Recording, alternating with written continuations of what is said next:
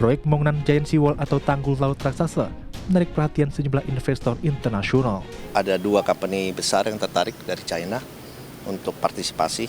Kebetulan saya ketemu langsung.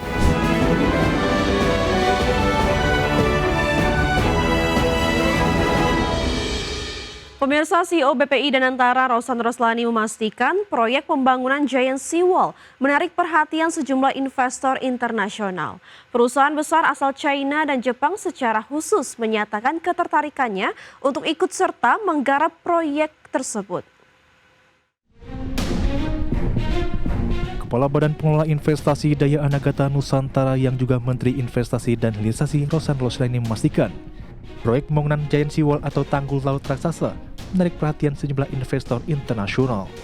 Saat ini perusahaan besar asal Cina dan Jepang secara khusus menyatakan ketertarikan untuk ikut serta menggerak mega proyek tersebut. Menurut Roshan, tindak lanjut atas minat investasi tersebut kini berada di tangan Badan Otorita yang mengelola proyek Giant Seawall. Ada 2 company besar yang tertarik dari China untuk partisipasi. Kebetulan saya ketemu langsung karena mereka juga sudah banyak membuat tanggul laut yang besar di China, maupun sudah diajak juga untuk melihat tanggul laut yang di Jepang yang dibikin oleh perusahaan di sana. Jadi habis itu saya sudah serahkan kepada Badan Otorita untuk menindaklanjuti. Sebelumnya Presiden Prabowo Subianto melakukan pembahasan proyek tanggul laut raksasa atau Giant Seawall yang direncanakan membentang di pesisir utara atau Pantura, Jawa kepada Presiden Cina Xi Jinping. Pembahasan tersebut dilakukan Prabowo dalam pertemuan bilateral dengan Xi Jinping di Great Hall of the People Beijing beberapa waktu lalu. Dari Jakarta, Tim Liputan IDX ini. Kita ke informasi lain, pemirsa. Kementerian Perumahan dan Kawasan Permukiman mengajak pelaku usaha memanfaatkan kredit usaha rakyat program perumahan.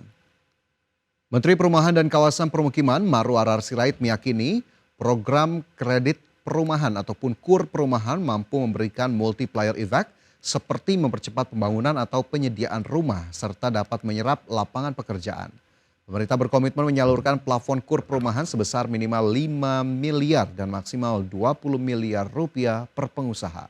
Hal ini dapat dimanfaatkan oleh kontraktor, pengembang hingga pengusaha toko bangunan. Ada 350.000 per tahun, rata-rata biasa 200.000. Ya, dan ini dananya sudah ada dan membuka lapangan pekerjaan. Karena satu rumah subsidi itu kerja 5 orang di situ. Ya, jadi kalau 5 kali 350.000 kurang lebih 1.650.000 pekerjaan.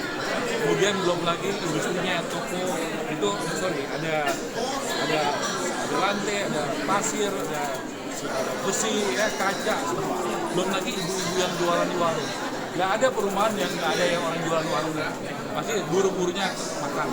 Belum lagi ada supir keneknya yang bawa bangunan, belum toko bangunan. Jadi ekosistem ini sudah sangat luar biasa dan itulah Pak Prabowo sangat luar biasa pro rakyat.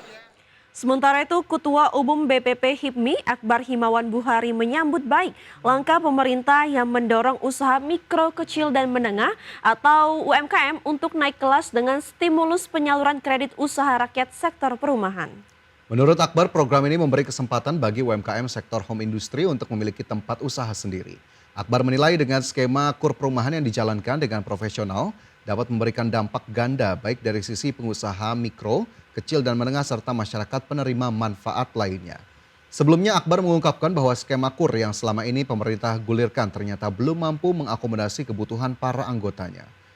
Alasan utamanya adalah karena plafon KUR konvensional hanya berkisar antara 100 juta hingga 500 juta rupiah yang jelas-jelas kurang memadai untuk skala usaha menengah.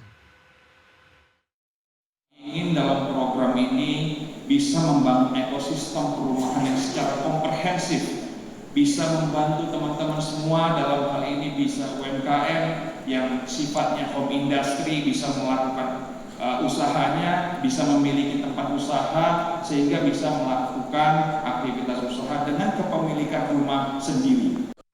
Kita ke informasi pertama, pemirsa. Presiden Prabowo Subianto menyatakan komitmen Indonesia yang akan mempererat kerjasama dengan negara-negara anggota kelompok ekonomi BRICS. Prabowo menegaskan mewakili lebih dari 40% produk domestik bruto global, BRICS memegang perekonomian terbesar dengan negara populasi terbesar serta pasar yang besar.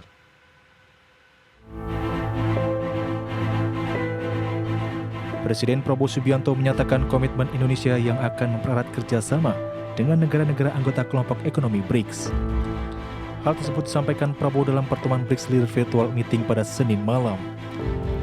Di hadapan para pemimpin negara dan perwakilan tingkat tinggi anggota BRICS, Prabowo menegaskan Indonesia memandang BRICS sebagai pilar stabilitas dan harapan di tengah situasi geopolitik saat ini. Menurut Prabowo, kelompok negara BRICS yang mewakili lebih dari 55% populasi penduduk di dunia, serta mewakili lebih dari 40% produk domestik bruto global. BRICS memegang perekonomian terbesar dengan negara populasi terbesar serta pasar yang besar. BRICS now is more than 55% of world population. We are more than 40% of global GDP.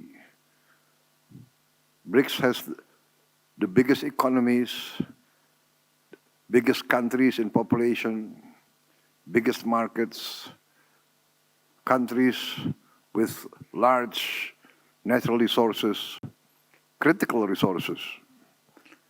Therefore, BRICS is emerging as a pillar of strength.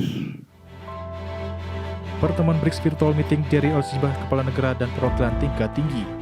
Di antaranya Presiden Brazil Luiz Inacio Lula da Silva, Presiden China Xi Jinping, Presiden Mesir Abdel Fattah el-Sisi, Presiden Iran Masoud Pezeshkian, dan Presiden Rusia Vladimir Putin, serta putra mahkota Uni Emirat Arab Khalid bin Mohammed bin Zayed.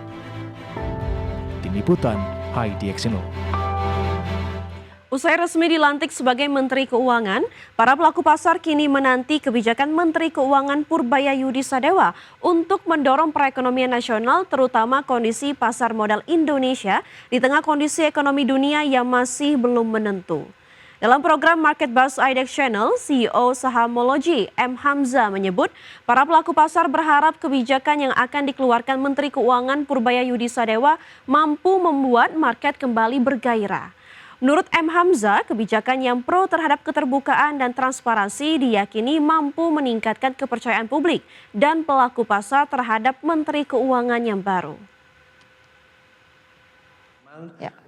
Kondisi-kondisi saat ini, apalagi belakangan banyak demo dan segala macam, menurut saya sih memang yang kita tunggu memang lebih ke respon langsungnya atau kebijakan langsungnya yang kita tunggu, karena statement saja sih menurut saya bisa salah ya, apalagi dengan beberapa saya lihat statementnya cukup optimis ya, namun ya menurut saya sih ya kita lihat sejauh mana Menteri Keuangan yang terbaru bisa membuat market kembali bergairah lah menurut saya. Dengan trust market terhadap Bu Sri Mulyani ya, dan terlihat nampak juga kemarin asing juga exit cukup besar ya. Jadi menurut saya sih kita